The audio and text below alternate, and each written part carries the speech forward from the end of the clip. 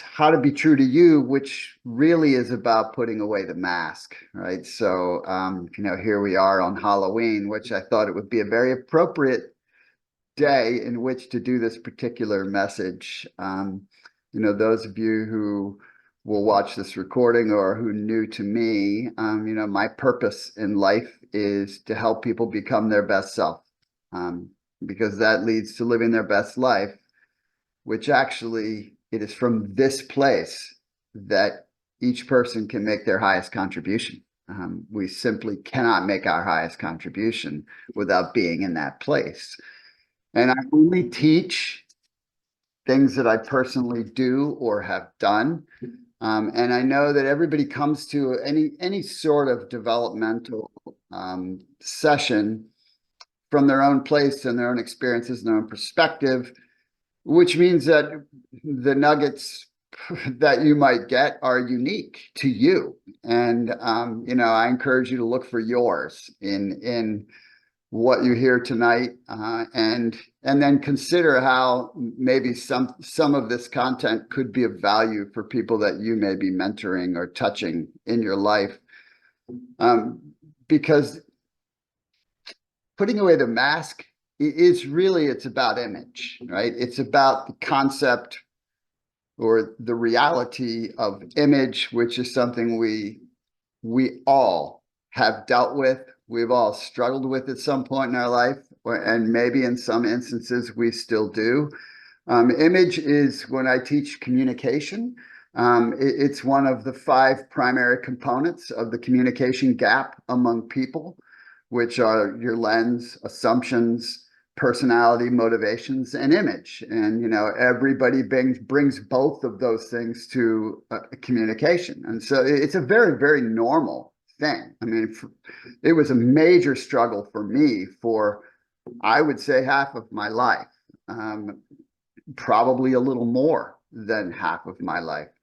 I want you to think about this scenario. When 2 people go on a date, especially 2 younger people, they go on a date and, they like each other. And so they continue to date. And over time, right, they maybe start to fall in love. And then they get a little more comfortable and familiar with each other. And in time, there comes a point when suddenly they look at one another and they're like, wait, who are you? When did you show up? And the reason that occurs is because 2 people don't go on a date. 2 images go on a date, right? The foot that is put forward on that date is the best thing that they can think of to present themselves to the other person in the best light possible, which the other person is doing as well, right? So 2 people very rarely actually meet. Who meets are the images that 2 people are portraying. And this is true because we've all been there, done that, and experienced that in some way, shape, or form. And image is complicated. It's actually a complicated thing because it's complicated by the roles that we play and the responsibilities that we might have and the communications that we're responsible for, and then the considerations of others and the respect for others can all play a role. If you think about it, a parent or a leader often has to project strength in difficult situations when they, in fact, are not feeling strong. So in some sense, that image is appropriate because in that case, it's for the sake of another, right? To encourage another. And so there are usefulness of layers, as so to speak.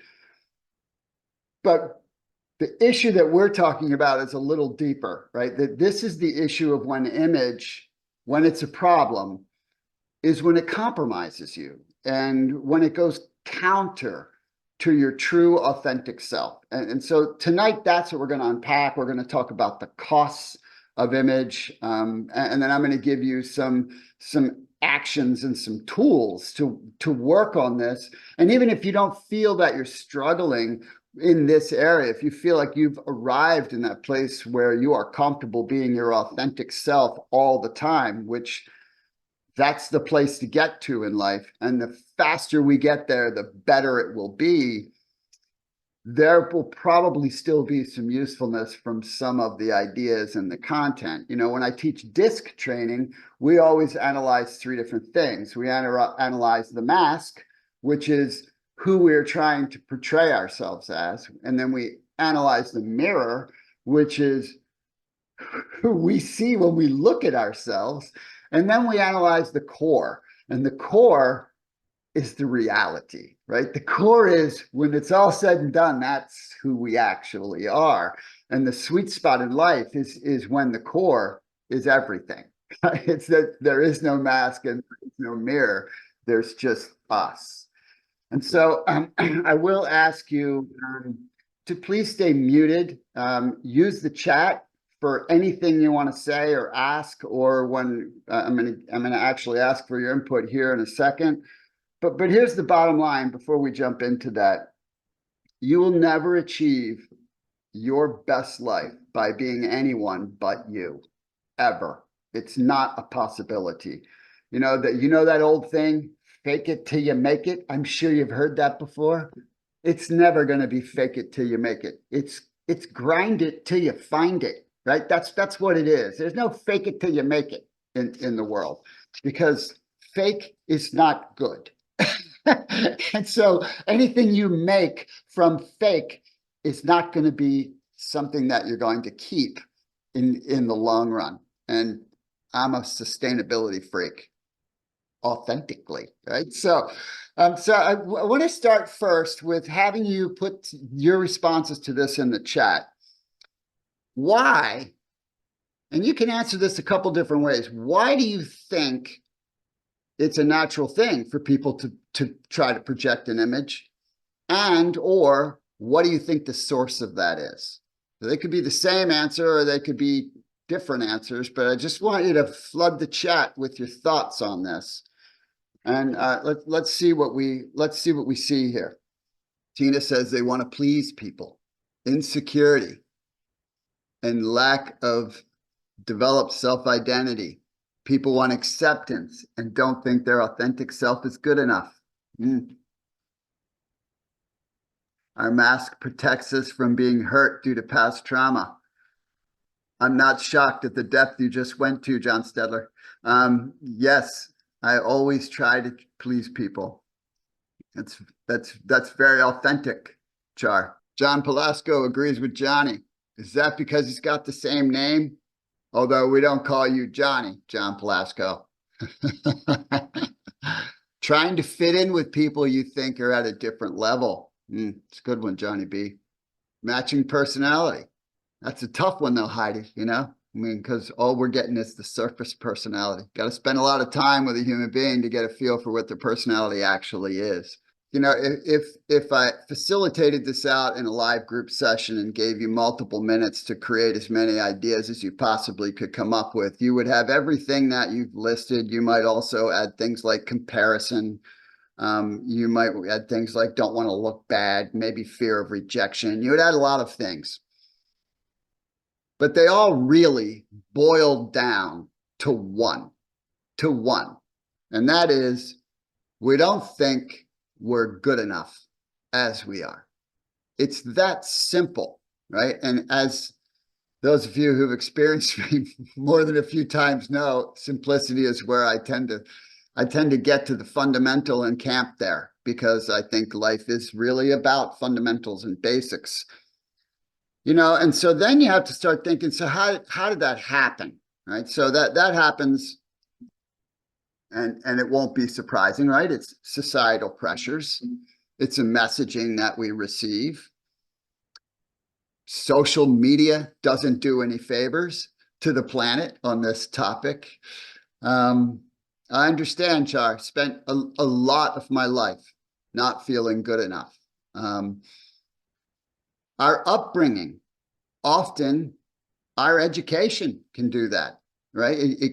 Our teachers can do that, right? It can happen in a variety of ways. We get a lot of messaging in life that we are not good enough, right? And that is a fact. And so we're not going to change that, right? If you look at what an image is, it's an effort to control something that we can't control, right? We cannot control how someone else thinks of us or perceives us. We can't control that. But that's what the effort is, right? That's where, which tells us immediately that it's a waste of space. And why would we want to have someone like us when we're not being us? They still don't like us. They like who we're pretending to be. It sort of doesn't make any sense when you put it in that context. So I want to walk you through the costs, because just like any type of skill, which this isn't a skill, right? This is a character building kind of developmental topic. But in any skill, you have to always talk about mindset first, right? You have to understand the costs and why it's important to even get to a place where we acknowledge why we have to be conscious of it and work on it. So there are multiple costs, and most of them are rooted in the first and primary one, in my opinion, and that is cognitive dissonance, right? Being inauthentic, not true to yourself, leads to cognitive dissonance. And if this is a new term for you, there are lots of probably very complex definitions for cognitive dissonance, but I'll give you a simple one. It's the discomfort, and you can look at discomfort as tension or stress that you feel when your beliefs don't align with your actions, right? That's a very, very simple way to look at what cognitive dissonance is. It's something you feel. And anyone who's ever done anything where they were being less than authentic can relate to this experience, because you know it, you feel it when you're going against yourself. And cognitive dissonance, it will wreck all three circles. It will absolutely destroy all three circles, and it will do it systematically, right? Now, in the three circles, right, we have the health circle, and we have the relationship circle, and then we have the career, money. You can put different things in this circle. And in this particular picture, right, the person is in the middle, in the sweet spot, right? That's the spot of harmony, of having it all rolling the way it's supposed to roll in your life, in the right order and being true. But that sweet spot will never exist, ever, without being true to ourselves. It can't happen. It's not a possibility. And it's not sustainable even if we get away with it. So that's important to recognize. What's the ancient wisdom is that everything hidden will be revealed, right? We can hide as much as we want behind whatever we choose, but sooner or later it's coming out. It's not going to stay there very long. And so if you look at the idea of cognitive dissonance, well, the first and immediate thing to consider when it's relative to image is it's already uncomfortable enough learning to be ourselves in the world and grow and develop. Imagine how uncomfortable it is to try to grow and develop and be somebody else. I think that would be a lot harder, actually. So if you look at the first circle, right, the health circle, which the health circle is physical and mental and all the pieces that go into that, cognitive dissonance is a stress. Stress in and of itself will eventually obliterate your physical health. It literally will obliterate your physical health. It is a root cause of a substantial amount of health problems, because stress, it's got your adrenals turned on. It's got your cortisol levels turned on. It is messing up your body, right? That's the beginning. What happens from that is the mental impact, right? So that's a natural byproduct, right? Poor physical health, physical issues will flow right in to the mental aspect and the emotional issues. And then you're going to have deeper stuff, right? Like guilt and shame and regret, anxiety, esteem issues, self-loathing, and you can go on and on and on, right? So that the first circle will get hammered over time just from the cognitive dissonance. But then you flow into the second circle, which is the relationship circle. So think of someone who's feeling physically and mentally the way a person will feel under this kind of sustained stress over a period of time. They're going to be irritable. They're going to be fatigued. They're going to be lacking seriously in joy. They're going to have no fulfillment. They're going to be frustrated. They're going to be not present. Those are not good recipes for quality relationships. Those would be the opposite, right?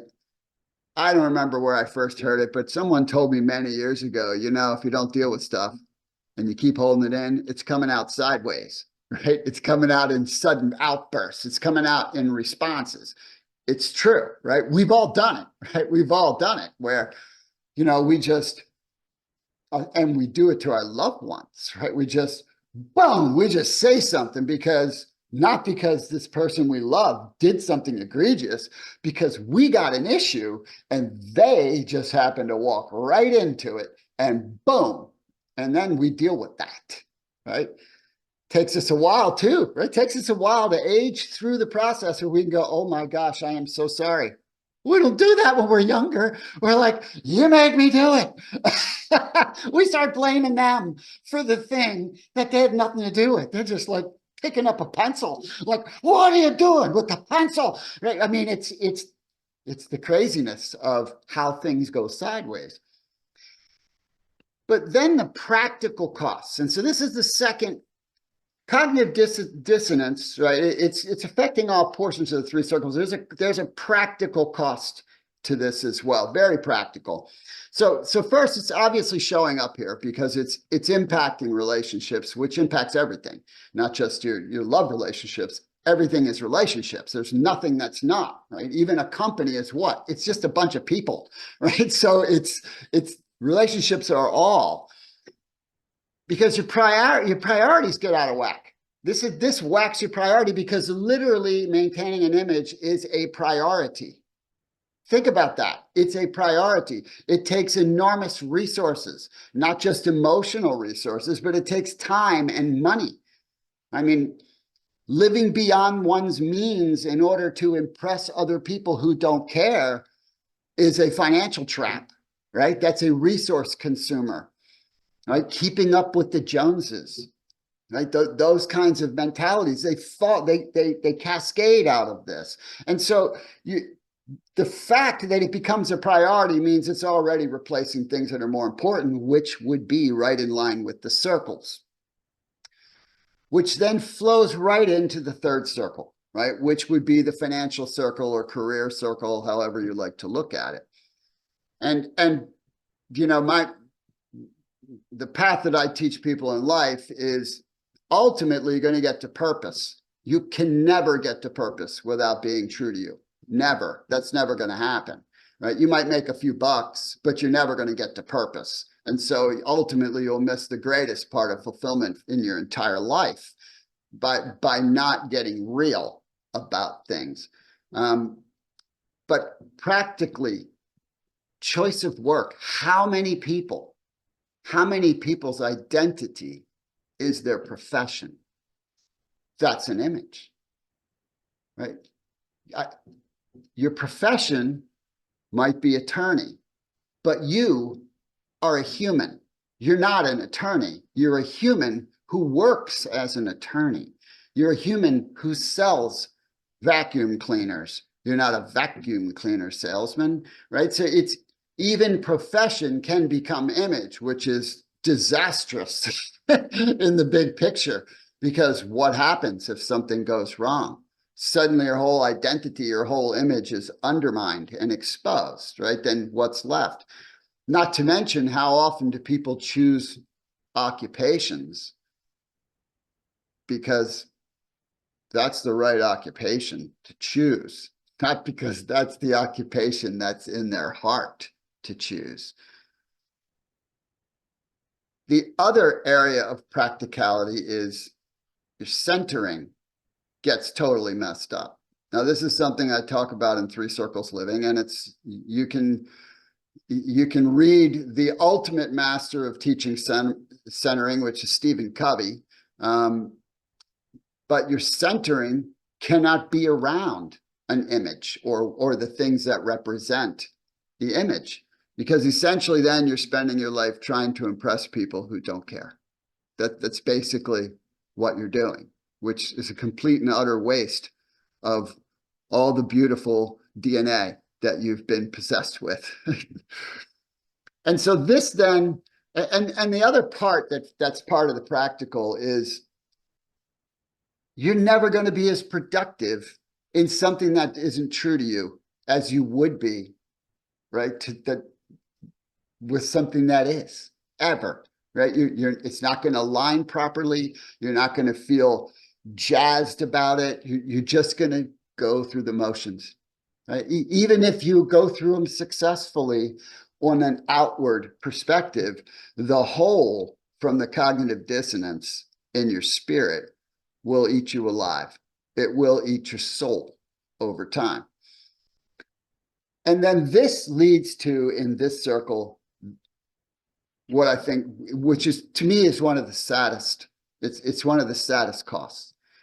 And that's the opportunity cost of this, right? Because in our work, right now, this particular Zoom is general, right? It's not focused specifically on the work that we do in our MLT community. But wow, is it something that I've witnessed over and over and over in my career, is to see people pass up opportunities and settle for less than they can do or be or have because of the fear of what someone might think of their choice. That is a horrible waste of a human being, in my opinion. Not to mention, it robs the planet of your intended impact. And I know people struggle with the idea that they're here to make an impact. Hey, I didn't make that up. That's reality. There's a reason you're unique. There's a reason you're rare. There's a reason no one has the exact makeup as you. It's because you have a specific role to play. And that's part of the life journey. And every time you settle and don't pursue something, you rob the opportunity for you to get farther in the path. And so many other people will never know the impact that you could have had with them and the difference that you could have made. And I see this often in our work, right? The fear of what others think, or the fear of failure, because that will lead to what others think. And that, it's a crime against yourself. It's such an unfortunate thing. I shudder to think, I shudder to think where I would have ended up had I not made a decision so many years ago that what other people thought about me was way less important than the needs of my family and me doing what was on my heart to do. I mean, I think about my children, the opportunities that they were afforded that they wouldn't have had. But I think even further about the example, because to me, that's the most important thing you give children, is you give them the example, right? The example that you can go for life, that you can be what you want to be, that there isn't a governor on you, even though the world's telling you that there is. That I never could have had that, presented that lesson, because it's not a lesson you can tell them. It's a lesson you have to show them, right? And, if you really think about this,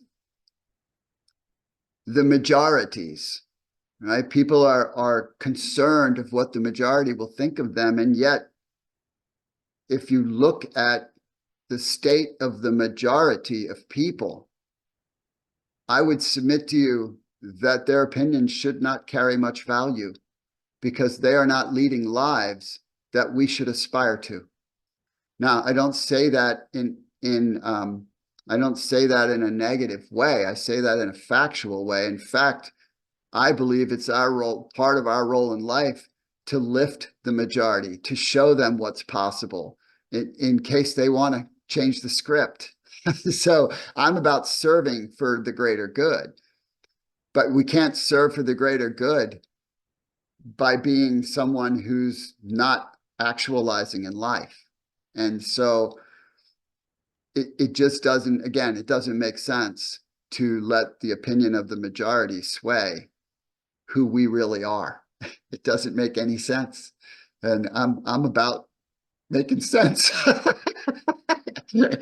So, and the last piece of this particular part of the equation here is the heart pursuit piece. You know, that everybody has one. Everybody. I don't know what it is for you, right? But everybody has something on their heart they just feel called to do. And most people never do it. We're thankful that some people do, because it's why we live in a pretty amazing world. Because if people didn't, then we'd still be pushing rocks around with a stick, right? We'd be like, how do you make fire? I mean, we would be trying to figure stuff out that people say, you know, I don't care what you think. I'm crazy enough to think I can do something, and I'm going to do this. And that's what makes the world go around. But most people squash their heart pursuits, and they later in life have to deal with that massive regret of knowing they didn't do something they could have done. And that is not a place anybody wants to pitch their tent. So then there's one more cost before I move to actionables, right? And that is a bigger picture cost. And that's the credibility curve piece, right? So those of you who experienced my training, right, you've seen me show the credibility curve, right? I mean, this is how you make your way in life, right? On the top axis is your competencies, and on the bottom is your character. And this is what derives your credibility, which is essentially based on trust. And then purposeful application of your credibility in time gives you the capacity to influence, which is what leadership is. And credibility drives all of your opportunities in life in every capacity. It drives every opportunity in a relationship. It drives every opportunity in a business. So how does this affect that? Very, very simple. Character trust is the one thing you can never afford to break, because it's not easily forgiven. It's actually usually never forgiven. Competency trust, I mean, we mess up stuff all the time. Everybody messes up stuff, right? It's about character. That is the thing we can never afford to break. Challenges reveal character, because challenges reveal your core. They reveal who you are. Periods of significant struggle and high stress show you and everyone around you exactly who you are right now. They don't show you who you're trying to be. They don't show who you want to be. They certainly don't show what you say you are. They show what you are in this moment. And if you think back to COVID, right, there were many people who were suddenly revealed as cowards or incompetent by COVID because of the way they handled the reaction. I'm not talking politically. I'm just talking about in your communities and in your workplaces. By the way they handled something they didn't know how to handle, they fell apart. Loss, significant loss will reveal this. Any major crisis will reveal this. And what do we know about life? All of it's coming. All of it on a consistent basis. And so this is why, even if you are good at projecting image, it's not sustainable. One, the cognitive dissonance might eat you up before you even get to a major crisis. But if you survive the cognitive dissonance, something is going to reveal that you're faking it.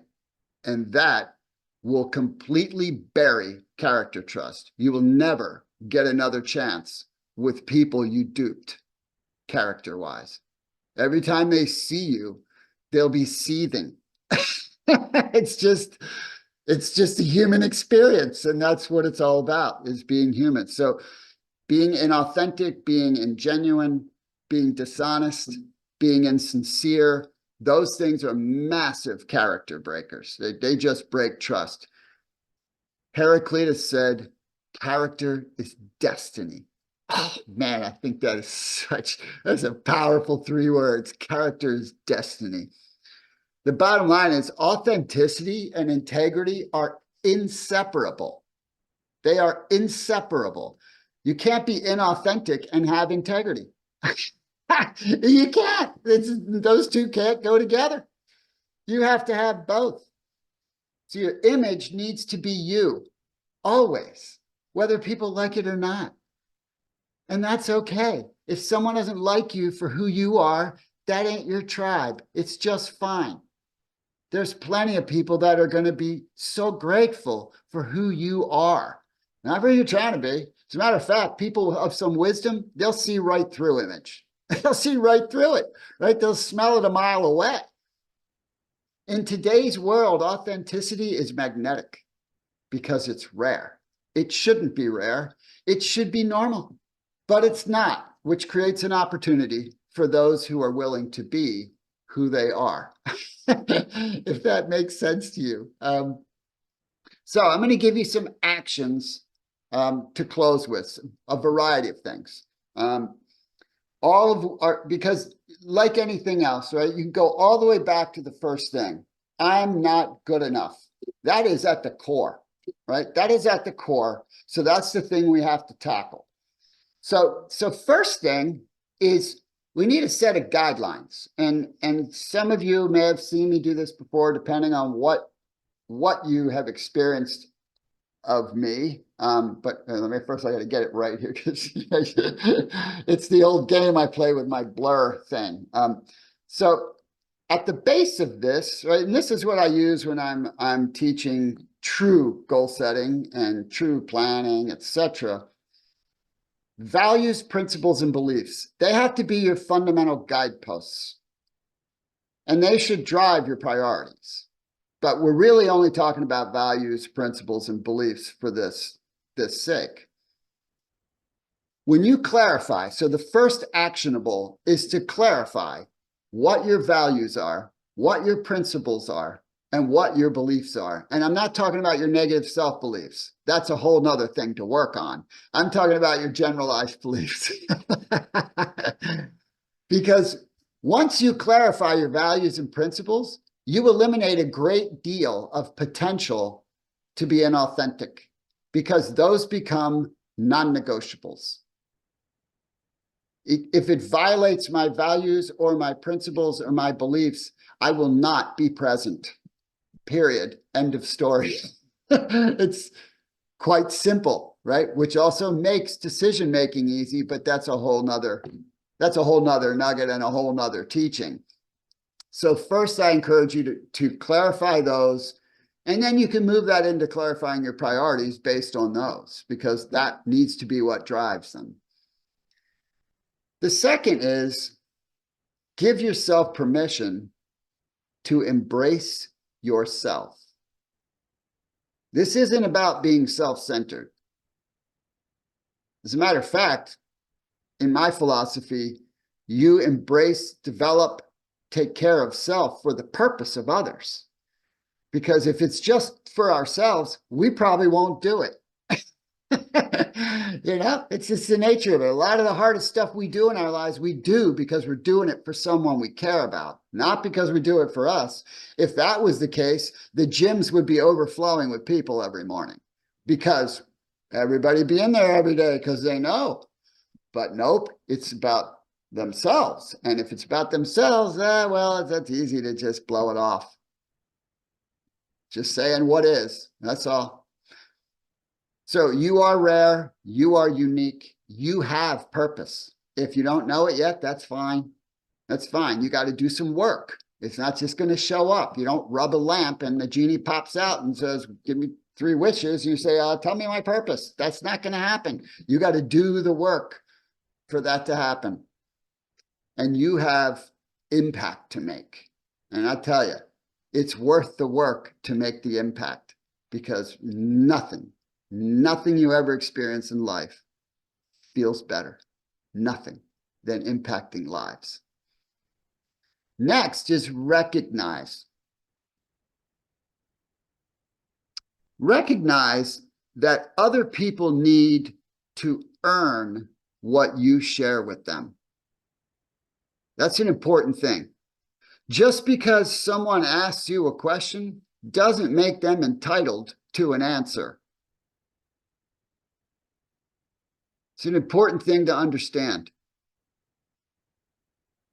You have three general things you'll share with people, and they will be corresponding with the level of trust you have with them, which they will earn. And that is, you will share rationale or logic. That's pretty easy. You will share thoughts. That's a little harder. And you will share feelings. That's a lot harder. People need to earn that from you. You don't owe it to anybody except the people who have earned that, like the people you love. So rather than say something that you don't want to say or that is inappropriate in the moment, you don't have to say anything. You can just sit quietly if you'd like. The next thing is consistently stand in your truth. You don't have to talk about it. You just need to stand in it. You just need to live in it. You just need to model it always.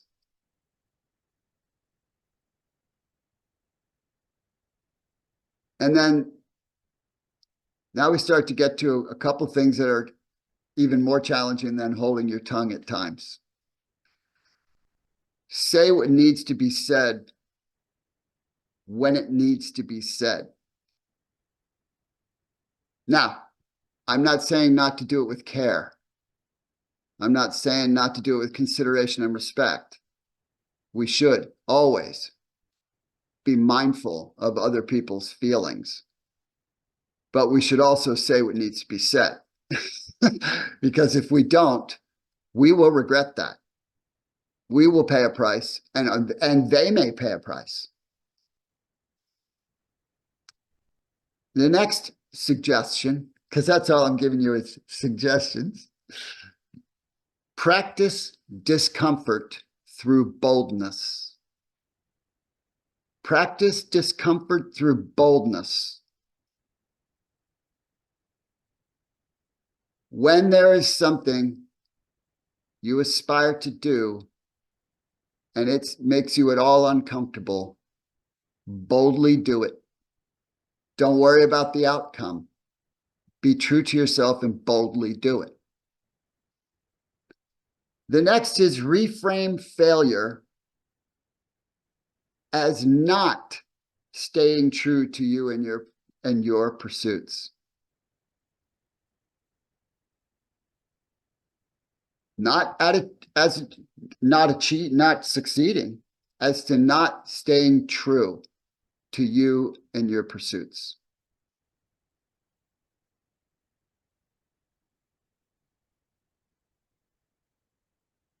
Next is disconnect from negative input, negative tech, negative media. Disconnect from people who don't fit you.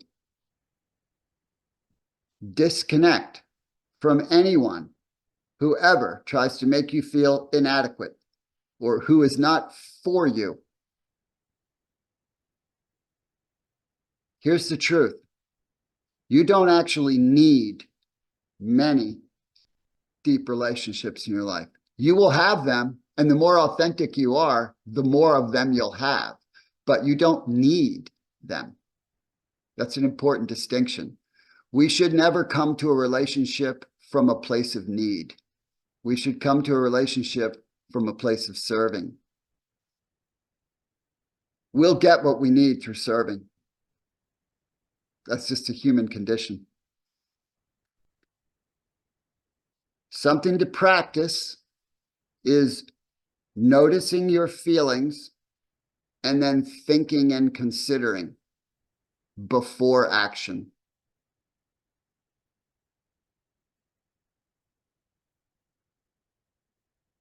And then the last little group of things will come under the realm of self-care and development.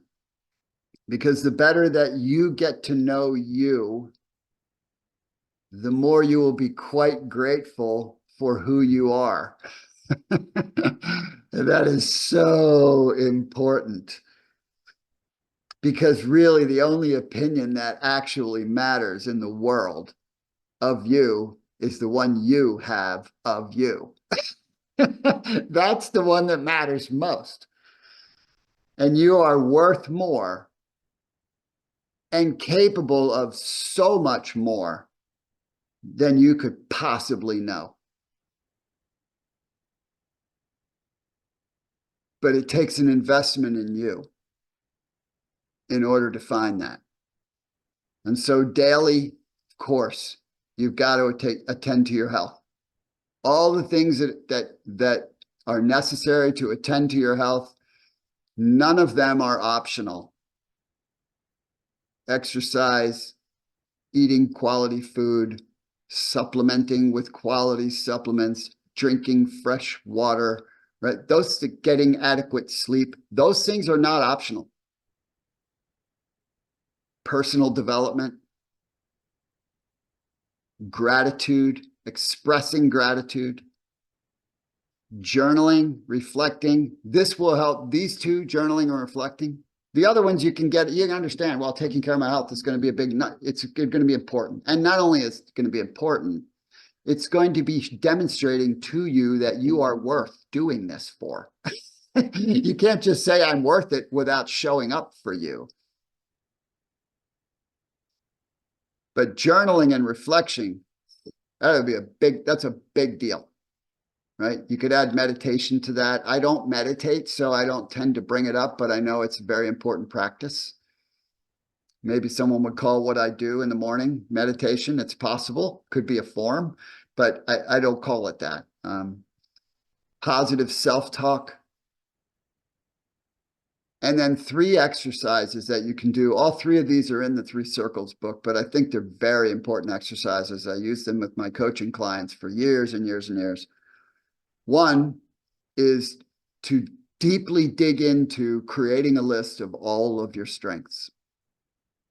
Because when you see that, when you really have done the work and you see that, you will marvel. You will marvel at all you have, all the tools in your tool bag. The next one is to create a successes list. I personally love this exercise, right? Because it's such an eye-opener. We've been so conditioned in life to build monuments to our perceived shortcomings and failures. And we've accomplished so many things that we forget immediately about.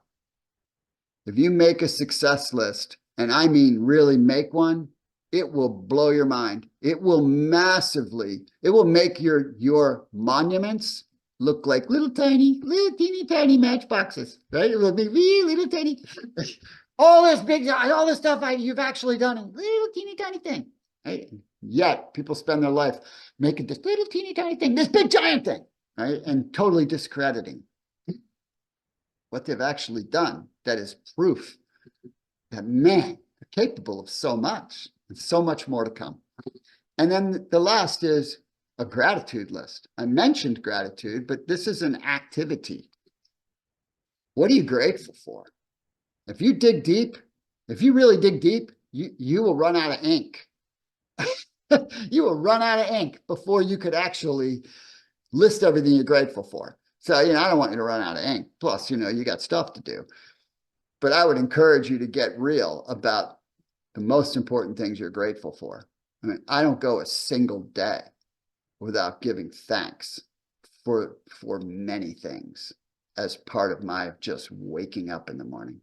I give thanks for waking up in the morning. So that's what I have for you tonight. And I hope that you found this of value.